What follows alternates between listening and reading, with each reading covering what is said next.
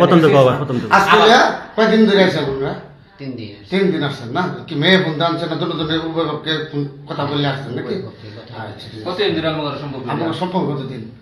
এই মাস 2 যাবত কথা বলি। আচ্ছা ঠিক আছে। মাস দিন তো 3 দিন মানে আসছেন।